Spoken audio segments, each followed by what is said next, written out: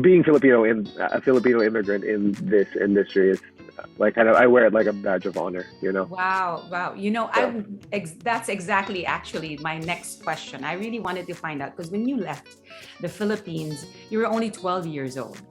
And so I can just imagine how daunting it must have been to transfer to a new country, to live in a new culture, and to get to where you are. I mean, it's not easy entering a business that is very challenging, which is show business. So maybe your dad can help us along in this story. I'd like for you both to detail your journey moving into a new country and then eventually getting to where you are right now. And what were the struggles? I'm just really so curious. Please share with us.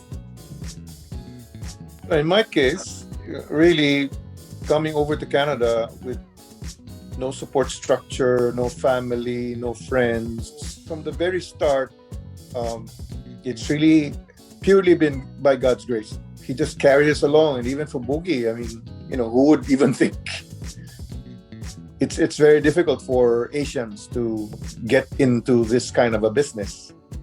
What about you, Boogie? Because you were only 12 years old, and here your father uprooted you and brought you to this country. Imagine, here he is, he's a performer, he's a singer, an artist in the country, and to give that all up and to go to another country and to start over. Can you tell us what happened to that 12-year-old boy?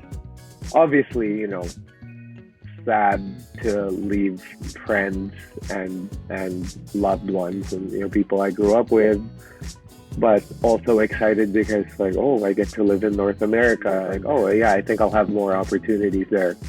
Whatever that means to a 12-year-old.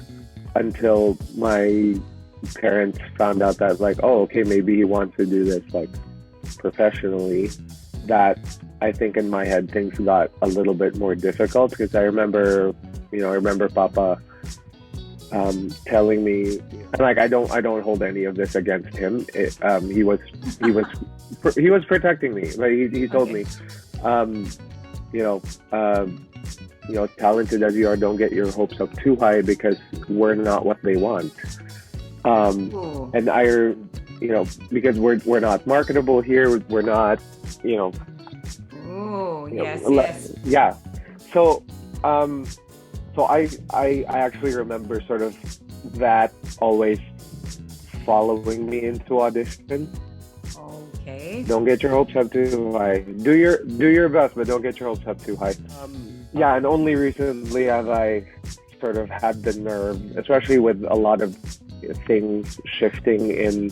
And I can only speak from theater. I don't really know a lot about TV or film from my own experience. So I can only speak about theater. That things are shifting, especially with how Black, Indigenous, and like people of color, Asians, Latinos, like how we're viewed and how we're treated in the industry. But yeah, only recently have I kind of had the nerve to basically go into a room and think like, no, I'm what you want. Believe and to have that kind of confidence. Like the fact that I don't have any formal training Amazing. doesn't bother me anymore. It doesn't really do anything anymore. It's not. It doesn't give me imposter syndrome anymore to this point. Okay. At any point in your career, was there a time that you wanted to give up? Yeah, actually, this was my third Mamma Mia. Um, want to tread carefully about this, but basically it was out of a cast of 20 people, only two of us were people of color. Okay. So it was that on its own was already very, very exhausting. I was just sort of privy to a lot of privileged behavior, kumbaga. Okay. And yeah, just a lot of like things that are very microaggressive. So day to day, like from time to time, oh, baliwala, whatever. But then, you don't realize until later on that it's actually been chipping away at your peace. So like month 3 or something, I remember contacting my agents and I said, I think I want to take an indefinite break from doing this. Wow, Yeah, that like bad, it was huh? very, yeah, it was very exhausting. a big part of me was just like I just didn't want to deal with like the old guard of theater that exhibits a lot of like white privilege. I just didn't know how to deal with it, and I didn't feel at the time that I had any more sort of energy to deal with it. The joy of the Lord is my strength. That always kind of comes to mind in those moments. And you know, I haven't thanks, you know, by the grace of God, I haven't quit. I haven't, you know, I know when to rest and I know when to step away, but I haven't quit. I haven't but it hasn't taken me down. Oh, that's wonderful. You know, that's wonderful. Because you're still so young, so you must not. But then a woman named Kimberly Rampersad emailed me, and so Kimberly Rampersad is a Black woman, and I thought, okay, there was just something about how she led the room that, like, I've never felt that sort of motivated and inspired by a choreographer. I booked the job, worked with her. I was dance captain for the show, so 27 kids total that I had to like kind of be in charge of, plus the adult cast. Okay. God really like set her apart for me to meet. Your mom and dad, as you know, of course, were both performers. Your late mother and your father were part of a very successful and popular band here in the Philippines, as well as, of course, Ray Ann being part of the Penthouse 7 television program. So he's very well known as a dancer and a singer. And I know that man right there, our third screen, is such a perfectionist, okay? Nothing should be half-baked. So there is this standard with him that you just can't wing it. He doesn't believe in winging it, you know. How did your parents impact your career choice and the way you were developed as a performer? I feel like for both Mama and Papa, they definitely instilled in me like that higher standard, the attitude of excellence, because I'm the same way with my students. Like, ask any former students, like, is Julio strict? Yeah. Does he want it halfway? No. Like details talaga, you know, minsan, yeah, also hard to please, pero, you know, always with the, you know, because I know you're better than that. So that's why that's not acceptable. In fact, a lot of my former students like have all of my one-liners like written down or something. Oh my, if you're anywhere near your father, like your father, I would be afraid to be your student. No, he's tougher. He's tougher. Oh my gosh. Tougher. Oh my gosh. I can just imagine. Just like what he said. As a parent, you want to protect your children, no? Because show business is a cruel business. I mean, yes. The common denominator in this particular business is rejection. What I can say about Boogie is I can see determination in him.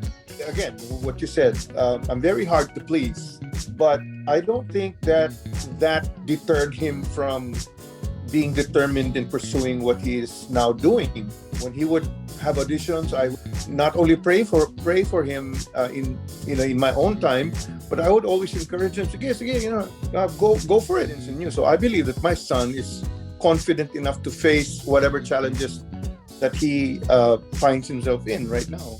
So that's something I'm definitely very thankful for, and of course perfectionism and having a high standard. But I'm thankful that I got that attitude was instilled in me.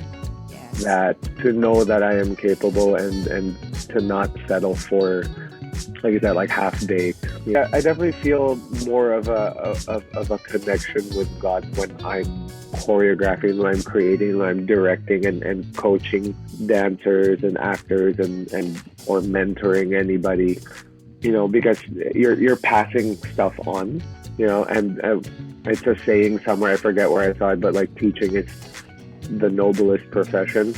And there's a reason why. It's because that's how life continues. Like, I'd love to do something in the Philippines. That would be nice. That would be wonderful. Yeah, just because I'm obviously very passionate about dance, and specifically the role of dance in a musical. Because I have been in some shows where just my choreographer brain would take over, and I would just feel like, oh, there's so many missed opportunities with the choreography here.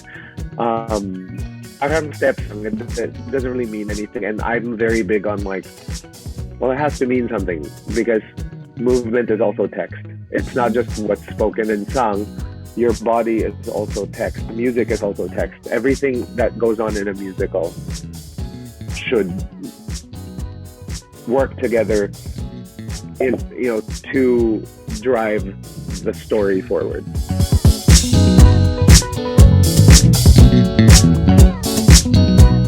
I have to congratulate you, Rayan, because you ushered in a better generation, if you should say so yourself, that they are better. But that is how it's supposed to be. We are supposed to evolve and contribute to the next generation. And you have produced wonderful children. And little did I know that he would turn out to be that way. Boogie, did you remember when we were still in PF?